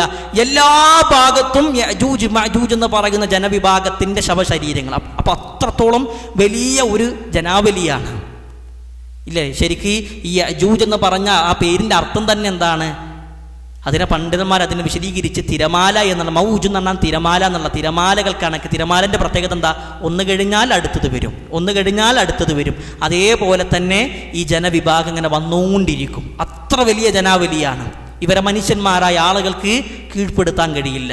ഈസാ നബി അലൈഹി സ്വലാത്തു വസ്സലാമിന് കഴിയില്ല. അവർ മലമുകളിലേക്ക് ഉൾവലിയുമ്പോൾ നഗഫ് എന്ന് പറയുന്ന ഒരു കൃമികീടത്തെ കൊണ്ട് അല്ലാഹു സുബ്ഹാനഹു തആല സമൂഹത്തെ ഇല്ലാതാക്കും. ഇല്ലാതാക്കിയതിന് ശേഷം വീണ്ടും ഭൂമി മുഴുവനും ഇവരുടെ ശവശരീരങ്ങൾ നിറഞ്ഞിട്ടുണ്ടാകും. അവരുടെ ശവശരീരത്തിൽ നിന്ന് വരുന്ന ദുർഗന്ധം കൊണ്ട് നിറഞ്ഞിട്ടുണ്ടാകും. വീണ്ടും പ്രയാസം. എന്താ ചെയ്യുക? ഇതിനൊക്കെ പാടെ മറമാടാൻ കഴിയോ? അതും ബുദ്ധിമുട്ടാണ്. കാരണം ഒരു ചാൺ സ്ഥലം പോലും ഇല്ല ഭൂമിയിൽ, അത്രത്തോളം ശവശരീരങ്ങൾ. വീണ്ടും ഈസാ നബി അലൈഹി സ്വലാത്തു വസ്സലാമും അദ്ദേഹത്തിൽ വിശ്വസിച്ച വിശ്വാസികളായ ആളുകളും അള്ളാഹുവിനോട് പ്രാർത്ഥിക്കും. അവർ പ്രാർത്ഥിക്കുകയാണ്. അവർ പ്രാർത്ഥിച്ചതിന് ശേഷം അല്ലാഹു സുബ്ഹാനഹു തആല ഫയുർസിലുല്ലാഹു തയ്യറൻ കഅഗ്നാകിൽ ബുഖ്ത്. ഈ ഒട്ടകത്തിൻ്റെ കഴുത്തിൻ്റെ നീളമുള്ള ഒരു തരം പക്ഷികൾ അല്ലാഹു പറഞ്ഞയക്കും. ഒട്ടകത്തിൻ്റെ കഴുത്തിൻ്റെ നീളമുള്ള ഒരു തരം പക്ഷികൾ. അല്ലാഹു ആലം അത് ഏത് രൂപത്തിലാണ്, എന്ത് പക്ഷിയാണെന്ന് നമുക്കൊന്നും അറിയില്ല. ആ പക്ഷികൾ വന്ന് ഈ യഅജൂജ് മഅജൂജ് എന്ന് പറയുന്ന ജനവിഭാഗത്തെ കുത്തിയെടുത്ത് കൊണ്ടുപോകും. ഫതഹ്മിലുഹും ഫതദറുദുഹും ഹൈസു ശാ അല്ലാഹ്. അള്ളാഹു ഉദ്ദേശിക്കുന്ന ഭാഗത്തേക്ക് ഈ യഅജൂജ് മഅജൂജ് എന്ന് പറയുന്ന ജനവിഭാഗത്തെ കൊണ്ടുപോകുമെന്നുള്ളതാണ്. അപ്പോൾ ഒന്ന് ആലോചിച്ച് നോക്കുകയാണെങ്കിൽ ഒട്ടകത്തിൻ്റെ കഴുത്തിൻ്റെ വലിപ്പമുള്ള പക്ഷികൾ വന്ന് ആ ജനവിഭാഗത്തെ കൊണ്ടുപോകുക മാത്രമല്ല, അവർ അള്ളാഹു ഉദ്ദേശിക്കുന്ന ഭാഗത്ത് അവരെ കൊണ്ടുപോയി കളയും എന്നുള്ളതും നമുക്ക് ഹദീസുകളിൽ കാണാൻ കഴിയും. ഇതിന് ശേഷമാണ് സുമ്മ യുർസിലുല്ലാഹു മതറൻ, അള്ളാഹു ഒരു മഴ പെയ്യും. ഞാൻ കഴിഞ്ഞ ക്ലാസ്സുകളിൽ പറഞ്ഞു, ഈസാ നബി അലൈഹി സ്വലാത്തു വസ്സലാമിൻ്റെ കാലത്ത് ഉണ്ടാകുന്ന ഒരു മഴയെക്കുറിച്ച് പറഞ്ഞിരുന്നു. ഇങ്ങനെ ഈ ശവശരീരങ്ങൾ മുഴുവനും നിറഞ്ഞ് ഒട്ടകത്തിൻ്റെ കഴുത്തിൻ്റെ വലിപ്പമുള്ള ഒരു തരം പക്ഷികൾ വന്ന് ഈ ശവശരീരങ്ങളെ കൊത്തിയെടുത്ത് കൊണ്ടുപോയി പിന്നീട് ഭൂമി മുഴുവനും വൃത്തിയാക്കാൻ വേണ്ടി അല്ലാഹു സുബ്ഹാനഹു തആല ഒരു മഴ ഇറക്കും. ആ മഴൻ്റെ പ്രത്യേകത ലാ യകുന്ന മിൻഹു ബൈത്തുൻ മദറൻ വലാ വബറാ, അഥവാ കല്ല് കൊണ്ടുണ്ടാക്കിയതും പഞ്ഞ് കൊണ്ടുണ്ടാക്കിയതും എല്ലാ വീടുകളിലും ആ മഴയെത്തും. അഥവാ ലോകത്തുള്ള എല്ലാ ഭാഗത്തേക്കും ഈ മഴ ഇറങ്ങും. ഈ മഴ ഇറങ്ങുന്ന സമയത്ത് നമുക്ക് ഹദീസിൽ കാണാൻ കഴിയും, ഫയഗ്സിലുൽ അർദ ഹത്താ യതുറകഹാ കസ്സലഫ, ഭൂമിയെ ഒരു കണ്ണാടി പോലെയാക്കും. ഭൂമിയെ ഒരു കണ്ണാടി പോലെ, അഥവാ അതിലുള്ള എല്ലാ അഴുക്കുകളും നീക്കം ചെയ്ത് ഒരു കണ്ണാടിയെപ്പോലെ വെട്ടിത്തിളങ്ങുന്ന അവസ്ഥയിലേക്ക് ഭൂമിയെ അല്ലാഹു സുബ്ഹാനഹു തആല മാറ്റും. സുമ്മ യുഖാലു ലിൽ അർളി, പിന്നീട് ഭൂമിയോട് പറയും, അൻബിതി സമറതകി വറുദ്ദി ബറകതകി, നീ നിന്റെ ഫലങ്ങളെ തിരിച്ചു കൊണ്ടുവാ, നീ നിന്റെ ബറക്കത്തിനെ തിരിച്ചു കൊണ്ടുവാ എന്ന് ഭൂമിയോട് പറയുകയും ചെയ്യുമെന്നുള്ളത് നമുക്ക് ഹദീസുകളിൽ കാണാൻ കഴിയും. എന്തായാലും അങ്ങനെ ആ ഒരു പറയുന്ന സമയത്ത് എന്ത് ചെയ്യും, ഭൂമി അതിൻ്റെ ബർക്കത്തിനെ, ഭൂമി അതിൻ്റെ ഫലങ്ങളെ വീണ്ടും കൊണ്ടുവരും. ആ ഒരു ദിവസം ഫയൗമഇദിൻ, ആ ദിവസം തഅകുലുൽ ഇസാബത്തു മിനർ റുമ്മാന, അന്നേ ദിവസം ഒരു സംഘത്തിന് വിശപ്പടക്കാൻ ഒരു റുമ്മാൻ മതിയാകും. ഞാൻ കഴിഞ്ഞ ക്ലാസ്സിൽ വിശദീകരിച്ചതാണ്. ഒരു റുമ്മാന്, ഒരു സംഘത്തിന്, ഒരു ഇസാബത്തിന് കഴിക്കാൻ വിശപ്പടക്കാൻ അത് മതി. ഒന്ന് ആലോചിച്ച് നോക്കുകയാണെങ്കിൽ നമുക്കിന്ന് വിശപ്പടക്കാൻ 2-3 റുമ്മാൻ കഴിച്ചാൽ ചിലപ്പോൾ മതിയാകൂല. എന്നാൽ ആ കാലഘട്ടത്തിൽ യഅജൂജ് മഅജൂജ് വന്നതിന് ശേഷം, അവരെ അല്ലാഹു സുബ്ഹാനഹു തആല ഇല്ലാതാക്കിയതിന് ശേഷം, ഒട്ടകത്തിൻ്റെ കഴുത്തിൻ്റെ വലിപ്പമുള്ള പക്ഷികളെ കൊണ്ട് അവരെ ഈ ഭൂമിയിൽ നിന്ന് കൊണ്ടുപോയതിന് ശേഷം, ഭൂമിയിൽ മഴ ഇറക്കിയതിന് ശേഷം അല്ലാഹു വീണ്ടും സസ്യങ്ങൾ മുളപ്പിക്കും. ആ സമയത്ത് ഒരു റുമ്മാൻ എന്ന് പറഞ്ഞാൽ ഒരു സംഘത്തിന് വിശപ്പടക്കാൻ അത് മതിയാകുന്നതാണ്. അതേപോലെ തന്നെ അതിൻ്റെ തോട് എന്ന് പറഞ്ഞാൽ ഒരു സംഘത്തിന് തണല് അതിന് മതിയാകുന്നതാണ്. ഈ റുമ്മാൻ്റെ തോടില്ലേ, അതിങ്ങനെ വെച്ചാൽ ഒരു സംഘത്തിന് അത് അതിന് തണലായി നിൽക്കാൻ കഴിയും. അത്രത്തോളം വലിയ ഒരു രൂപത്തിലുള്ള റുമ്മാനുകളായിക്കൊണ്ട് അന്ന് പല മൃഗങ്ങൾ മാറുമെന്നുള്ളതാണ്. അതേപോലെ തന്നെ റസൂലുള്ളാഹി സ്വല്ലല്ലാഹു അലൈഹി വസല്ലം പറയാണ്, അന്നേ ദിവസം ഒരു ഒട്ടകം എന്ന് പറഞ്ഞാൽ ഒരുപാട് ഗോത്രങ്ങൾക്ക് അത് മതിയാകുന്നതാണ്. ഒരൊട്ടകം എന്ന് പറഞ്ഞാൽ ഒരുപാട് ഗോത്രങ്ങൾക്ക് അത് മതിയാകുന്നതാണ്. അതേപോലെ ഒരു പശു എന്ന് പറഞ്ഞാൽ ഒരു ഗോത്രത്തിന് മതിയാകുന്നതാണ്. ഒരാട് എന്ന് പറഞ്ഞാൽ ഒരു കുടുംബത്തിന് മതിയാകുന്നതാണ്. അതിൻ്റെ മാംസമാണെങ്കിലും അതിൻ്റെ പാലാണെങ്കിലും ഒന്ന് ആലോചിച്ച് നോക്കുകയാണെങ്കിൽ ഒരൊട്ടകം ഒരുപാട് ഗോത്രങ്ങൾക്ക് എന്ന് പറയുമ്പോൾ എത്ര വലിപ്പമുണ്ടാകും അത്, അല്ലെങ്കിൽ അതിൻ്റെ പാലിൻ്റെ ദൈർഘ്യം എത്ര ആയിരിക്കും. ആ രൂപത്തിലേക്ക് ഭൂമിയെ അല്ലാഹു സുബ്ഹാനഹു തആല മാറ്റുമെന്നുള്ളതാണ്. ഇങ്ങനെയൊക്കെ സംഭവിച്ചതിന് ശേഷം കദാലിക ഇദ് ബഅസല്ലാഹു റീഹൻ ത്വയ്യിബ, പിന്നെ അല്ലാഹു എന്ത് ചെയ്യും, ഒരു കാറ്റിനയക്കും, ഒരു ത്വയ്യിബായ ഒരു കാറ്റിനയക്കും. ആ കാറ്റെന്ത് ചെയ്യും, എല്ലാ മനുഷ്യരെയും പിടികൂടും. ആ പിടികൂടുന്ന എല്ലാ മുഅ്മിനായതും മുസ്ലിമായതുമായ പുരുഷനും സ്ത്രീകളും മരണപ്പെടും. പിന്നീട് ഭൂമിയിൽ ഉണ്ടാകുന്നത് ആരായിരിക്കും, ഏറ്റവും മോശപ്പെട്ട ആളുകളായിരിക്കും. ഇങ്ങനെ ഭൂമി അതിൻ്റെ ബർക്കത്തിനൊക്കെ കൊണ്ടുവന്ന് ഏറ്റവും സുന്ദരമായ കാലഘട്ടത്തിൽ നിൽക്കുമ്പോഴാണ് അള്ളാഹു എന്ത് ചെയ്യണത്, ഒരു കാറ്റിനയക്കണത്. ആ കാറ്റിനയക്കണ സമയത്ത് ഭൂമിയിൽ ഏറ്റവും മുഅ്മിനുകളായതും അതേപോലെ തന്നെ മുസ്ലിമുകളായ എല്ലാ ആളുകളെയും ആ കാറ്റ് പിടികൂടും. ആ കാറ്റ് തട്ടുന്ന സമയത്ത് ഹദീസിൽ കാണാൻ കഴിയും, ഗുഹൻ്റെ ഉള്ളിലിരിക്കുന്ന ആളാണെങ്കിൽ പോലും ആ കാറ്റ് അവൻ്റെ ശരീരത്തിൽ തട്ടുന്ന ഉടനെ തന്നെ അവൻ മരണപ്പെടും. പിന്നീട് ഭൂമിയിൽ ജീവിക്കുന്നത് ആരാണ്, ഏറ്റവും മോശപ്പെട്ട ആളുകളായിരിക്കും ഭൂമിയിൽ ജീവിക്കുക. അവരിലേക്കാണ് പിന്നീട് ബാക്കിയുള്ള അടയാളങ്ങൾ ഉണ്ടാകുന്നത്. ഇൻഷാ അല്ലാഹ് തൗഫീഖ് ഉണ്ടെങ്കിൽ അത് ബാക്കി അടുത്ത ക്ലാസ്സിൽ വിശദീകരിക്കാം. അവിടെ നമ്മൾ ഒരു കാര്യം കൂടി മനസ്സിലാക്കേണ്ടത്, ഇപ്പോൾ ഈ യജൂജ് മഅജൂജ് എന്ന് പറയുന്ന ജനവിഭാഗത്തെ അവർ ഭൂമിയിലേക്ക് ഇറങ്ങി വരുന്ന സമയത്ത് ഈസാ നബി അലൈഹി സ്വലാത്തു വസ്സലാമും അദ്ദേഹത്തിൽ വിശ്വസിച്ച വിശ്വാസികളായ ആളുകളും മലൻ്റെ മുകളിൽ കയറുമെന്ന് ഞാൻ പറഞ്ഞു. അതേപോലെ തന്നെ മലൻ്റെ മുകളിൽ കയറുന്ന സമയത്ത് അവർക്ക് കഴിക്കാൻ ഭക്ഷണമല്ലാതെ ഇനി ഒരു കാളൻ്റെ തലക്ക് വേണ്ടിയിട്ട് 100 ദീനാറ് കൊടുക്കുകയാണെങ്കിൽ അതും പ്രശ്നമല്ല. ആ രൂപത്തിലുള്ള അവസ്ഥ മാറുന്ന സമയത്ത് ഈ സമൂഹം ചെയ്യുന്നുണ്ട്. യജൂജ് മഅജൂജ് എന്ന് പറയുന്ന ജനവിഭാഗം ആ മലൻ്റെ മുകളിലും കയറി വരുന്നുണ്ട്. ഹദീസിൽ കാണാൻ കഴിയും, ജബലുൽ ഹമർ എന്ന് പറയുന്ന പിന്നെ ബൈത്തുൽ മുഖദ്ദസിൻ്റെ ഭാഗത്തുള്ള ഒരു മലൻ്റെ മുകളിലായിരിക്കും ആരുണ്ടാകുക? ഈസാ നബിയും വിശ്വാസികളായ ആളുകളുണ്ടാകുക. അവർ ആ മലൻ്റെ മുകളിലേക്ക് വന്ന് പറയുന്നൊരു വാക്കുണ്ട്, ലഖദ് ഖതൽനാ മൻ ഫിൽ അർള്. ഭൂമിയിലുള്ള എല്ലാ ആളുകളെയും നമ്മൾ ഇല്ലാതാക്കി, ഭൂമിയിലുള്ള എല്ലാ ആളുകളെയും നമ്മൾ ഇല്ലാതാക്കി. ഇനി ആകാശത്തുള്ളവരുമായി കൊണ്ട് നമുക്ക് യുദ്ധം ചെയ്യാം എന്ന് പറഞ്ഞിട്ട് അവരെന്ത് ചെയ്യാണ്? അമ്പും വില്ലെടുത്ത് ആകാശത്തേക്ക് അമ്പെയ്യും. ആ അമ്പെയ്യുന്ന സമയത്ത് ആ അമ്പ് തിരിച്ചു വരും. അല്ലാഹു സുബ്ഹാനഹു തആല അവരെ പറ്റിക്കാൻ വേണ്ടിയിട്ട് ആ അമ്പിൻ്റെ അറ്റത്ത് എന്ത് ചെയ്യുന്നുണ്ടാകും? രക്തം പുരട്ടിയിട്ടുണ്ടാകും. അപ്പോൾ ഇവർ പറയും, ആകാശത്തുള്ള ആളുകളെയും നമ്മൾ കൊന്നിട്ടുണ്ട്, ഭൂമിയിലുള്ള ആളുകളെയും നമ്മൾ നശിപ്പിച്ചു, ആകാശത്തുള്ള എല്ലാ ആളുകളും നമ്മൾ നശിപ്പിച്ചു. അങ്ങനെ അഹങ്കരിച്ചിരിക്കുന്ന സമയത്താണ് അവരുടെ പിരടിയിലേക്ക് അള്ളാഹു എന്തിനെ കൊണ്ടുവരുന്നതിനെ? ഒരു കൃമികീടത്തെ. ഒന്നാലോചിച്ചു, ഇത്ര വലിയ അഹങ്കാരികളായ ആളുകളെ നശിപ്പിക്കാൻ അള്ളാഹു ഉപയോഗിച്ചത് എന്താണ്?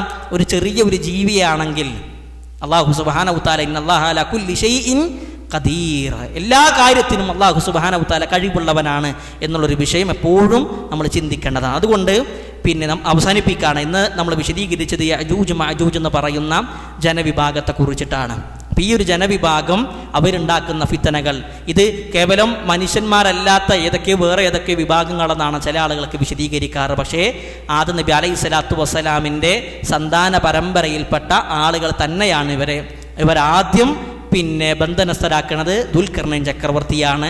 കിഴക്കിൻ്റെ ഭാഗത്തേക്ക് അദ്ദേഹം യാത്ര ചെയ്തപ്പോൾ 2 പർവ്വതങ്ങൾക്കിടയിലുള്ളൊരു ജനവിഭാഗത്തെ കാണുകയും അവർ പറഞ്ഞതിൻ്റെ അടിസ്ഥാനത്തിൽ ഒരു വലിയ മതില്, ഇരുമ്പിൻ്റെ കട്ടകളും അതേപോലെ തന്നെ ചെമ്പും ഒരുക്കിക്കൊണ്ട് വലിയ മതിൽ നിർമ്മിച്ചു. ആ മതിൽ ചാടിക്കടക്കാനോ ആ മതിൽ ദ്വാരുണ്ടാക്കാനോ അവർക്ക് കഴിയുകയില്ല. എന്നാൽ അവർക്ക് അതിന് കഴിയും. ഏത് സമയത്ത്? അവരെല്ലാ ദിവസവും ദ്വാരുണ്ടാക്കി പോകും, നാളെ വന്നിട്ട് ബാക്കി പൂർത്തീകരിക്കാമെന്ന് പറയും. പക്ഷെ ഖിയാമത്ത് നാളിൻ്റെ അവസാനമാകുന്ന സമയത്ത് അവർ പറയും, ബാക്കി നമുക്ക് നാളെ പൂർത്തീകരിക്കാം ഇൻഷാ അല്ലാഹ് എന്ന് പറയും. പിന്നീട് അവർ വരുന്ന സമയത്ത് എന്ത് ചെയ്തിട്ടുണ്ടാകും? പഴയ അവസ്ഥയിൽ തന്നെ ആ ദ്വാരം ഉണ്ടായിട്ടുണ്ടാകും. അതിനെ വീണ്ടും അവർ പൊളിക്കാൻ നോക്കും. അങ്ങനെ പൊളിച്ച് ഖിയാമത്ത് നാളിൻ്റെ സമയത്ത് ദജ്ജാലിനെ വധിച്ചതിന് ശേഷം വിശ്വാസികളായ ആളുകൾ അവരിങ്ങനെ സമാധാനത്തിൽ ആശ്വാസപരമായി ജീവിക്കുന്ന കാലഘട്ടത്താണ് ഈ ഫിത്തന വരുന്നത്. ഈ ഫിത്തന വരുന്ന സമയത്ത് മനുഷ്യന്മാരിൽ ഒരാൾക്കും അവരെ കീഴ്പ്പെടുത്താൻ കഴിയില്ല, ഒരാൾക്കും അവരെ പരാജയപ്പെടുത്താൻ കഴിയില്ല. ഈസാ നബിയിൽ വിശ്വസിച്ച വിശ്വാസികളടക്കം മലമുകളിലേക്ക് ഉൾവലിയും. ആ ഉൾവലി എന്ന സമയത്ത് കഴിക്കാൻ ഭക്ഷണമില്ല. അവരാണെങ്കിൽ ബുഹൈറ ഭാഗത്തുള്ള തുബിരിയ തടാകം 163 ചതുരശ്ര കിലോമീറ്റർ വലിപ്പമുള്ള തടാകം ഒരു വിഭാഗം അത് കുടിച്ചു തീർക്കാണ്. രണ്ടാമത്തെ വിഭാഗം വരുമ്പോൾ പറയും, ഇതിലൊരു കാലത്ത് വെള്ളം ഉണ്ടായിരുന്നു, ഇപ്പോൾ വറ്റിപ്പോയിട്ടുണ്ട്. അത്രത്തോളം വലിയ ഫിത്തനകളാണ്. ഭൂമിയിലെല്ലാം അവർ തിന്നു തീർക്കും. ഇങ്ങനെ ഫിത്തന ഉണ്ടാകുമ്പോൾ ഈസാ നബി അലൈഹി സ്വലാത്തു വസ്സലാം പ്രാർത്ഥിക്കും. പ്രാർത്ഥനയ്ക്ക് നിമിത്തം അവരുടെ പിരടികളിൽ ഒരു കൃമികീടത്തെ അള്ളാഹു കൊണ്ടുവരും. അതിനുശേഷം വീണ്ടും അള്ളാഹുവിനോട് ഈസാ നബി പ്രാർത്ഥിക്കുക. കാരണം ഇവരുടെ ശവശരീരങ്ങൾ ആ ശവശരീരത്തിൽ നിന്ന് വരുന്ന ദുർഗന്ധം കൊണ്ട് നിൽക്കാൻ കഴിയാത്ത രൂപത്തിൽ പ്രയാസപ്പെട്ടപ്പോൾ വീണ്ടും ഈസാ നബി പ്രാർത്ഥിക്കും. അള്ളാഹു അതിന് വീണ്ടും ഒരു തരം പക്ഷികളെ, ഒട്ടകത്തിൻ്റെ കഴുത്തിൻ്റെ വലിപ്പമുള്ള ഒരു തരം പക്ഷികളെ അയച്ച് ഈ യജൂജ് മഅജൂജ് എന്ന് പറയുന്ന ജനവിഭാഗത്തെ കൊത്തിക്കൊണ്ടുപോകും. എവിടേക്കാണ് കൊണ്ടുപോകുന്നത്? അള്ളാഹു അലം, നമുക്കറിയുകയില്ല. ചില പണ്ഡിതന്മാർ പറഞ്ഞു കടലിൽ കൊണ്ടുപോയി നിക്ഷേപിക്കുമെന്നൊക്കെ. പക്ഷെ എന്തായാലും വ്യക്തമായിക്കൊണ്ട് ഇന്ന ഭാഗത്തേക്ക് എന്നുള്ളത് നമുക്ക് പറയാൻ കഴിയില്ല. അതേപോലെ തന്നെ യജൂജ് മഅജൂജ് എന്ന് പറയുന്ന ജനവിഭാഗം ഇപ്പം എവിടെയാണുള്ളത് അതും നമുക്ക് പറയാൻ കഴിയില്ല. വ്യക്തമായിക്കൊണ്ട് ഇന്ന ഭാഗത്ത് എന്ന് നമുക്ക് ഒരു ഹദീസുകളിലും വന്നിട്ടില്ല. എന്തായാലും ഈ വിഭാഗം അല്ലാഹു സുബ്ഹാനഹു തആല അവരെ പൂർണ്ണമായിക്കൊണ്ടും നശിപ്പിക്കുകയാണ്. ഇതിന് ശേഷമാണ് 3 ഭൂകമ്പങ്ങൾ നടക്കുന്നത്. ഖസ്ഫും ബിൽ മശ്രിഖ് വഖസ്ഫും ബിൽ മഗ്രിബ് വഖസ്ഫും ബിൽ ജസീറത്തിൽ അറബ്. ഒന്ന് മശ്രിഖിലാണ്, 2 മഗ്രിബിലാണ്, 1 ജസീറത്തുൽ അറബിലാണ്. എന്താണ് ആ 3 ഭൂകമ്പങ്ങൾ? അതേപോലെ തന്നെ മനുഷ്യരെ മുഴുവനും ബാധിക്കുന്നൊരു പുക പുറപ്പെടും. എന്താണ് ആ പുക എന്ന് പറഞ്ഞാൽ, സൂര്യൻ പടിഞ്ഞാറുദിക്കും, ദാബത്തുൽ അർദ് വരും. എന്താണ് ദാബത്തുൽ അർദ് എന്ന് പറഞ്ഞാൽ? ഇൻഷാ അല്ലാഹുവിൻ്റെ തൗഫീഖ് ഉണ്ടെങ്കിൽ അടുത്ത ക്ലാസ്സിൽ ഈ കാര്യങ്ങളെല്ലാം വിശദീകരിച്ച് നമുക്ക് പൂർത്തീകരിക്കാം. റഹ്മാനായ റബ്ബ് ദീൻ അധികമായി പഠിക്കാനും പഠിക്കുന്ന കാര്യങ്ങൾ ജീവിതത്തിൻ്റെ ഭാഗമാക്കാനും പറയുന്ന എനിക്കും കേൾക്കുന്ന നിങ്ങൾക്കും അതിന് തൗഫീഖ് നൽകി അനുഗ്രഹിക്കുമാറാകട്ടെ. നമ്മളിന്ന് വന്നു പോയിട്ടുള്ള ചെറുതും വലുതുമായ തെറ്റുകുറ്റങ്ങൾ അവൻ പുറത്ത് മാപ്പാക്കി തരുമാറാകട്ടെ. നമ്മളുടെ കൂട്ടത്തിൽ മരണപ്പെട്ടവരുടെ കബറിടം അവൻ വിശാലമാക്കി കൊടുക്കുമാറാകട്ടെ. അവരെയും നമ്മെയും അവൻ്റെ ജന്നാത്തിൽ ഫിർദൗസിൽ ഒരുമിച്ച് കൂട്ടുമാറാകട്ടെ. അല്ലാഹുമ്മ അജ്ർനാ മിനന്നാർ, അല്ലാഹുമ്മ അജ്ർനാ മിനന്നാർ, അല്ലാഹുമ്മ അജ്ർനാ മിനന്നാർ. റബ്ബനാ ആതിനാ ഫിദ്ദുനിയ ഹസന വഫിൽ ആഖിറതി ഹസനത വഖിനാ അദാബന്നാർ. ആമീൻ ആമീൻ ബിറഹ്മതിക യാ അർഹമർ റഹീമീൻ. വൽഹംദുലില്ലാഹി റബ്ബിൽ ആലമീൻ. അസ്സലാമു അലൈക്കും വറഹ്മത്തുള്ളാഹി വബറകാതുഹു.